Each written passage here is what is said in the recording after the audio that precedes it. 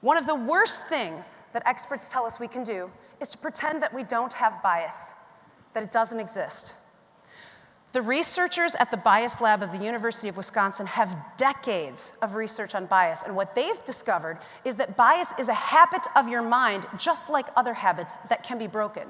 And they have a procedure that can help people, clinically proven, to break their bias habit. It's called detect, reflect, and reject. Step one is detect the bias. Bring it to your awareness, catch yourself, realize that you have bias. Step two is to reflect on the source of the stereotype and its effects on people. Where did it come from? Who does it serve? How is a diverse community harmed by thinking this way? And step three is to reject the stereotypical portrayal or thought and make sure it isn't affecting your actions. We all have implicit bias. That doesn't make you bad. That makes you very normal. But it's our responsibility as leaders to make sure that we're not acting unconsciously on it. I catch myself all the time, and you will too, as you start practicing breaking this habit. Being curious is the next part of changing from the inside out. You have heard this a million times. Seek to understand, then be understood. Think of that when it comes to inclusion. The first step is to listen to other people and their opinions and try to understand how their experiences and their life circumstances affect how they think, and then share your own.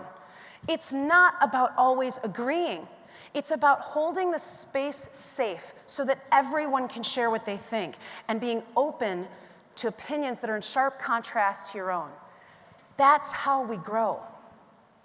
It seems unlikely that I would be able to find my authentic self and be my authentic self in a male-dominated culture. But that's exactly what happened. And the reason is because I was willing to be curious about understanding the people around me, and the guys that I worked with in leadership were willing to be curious about me.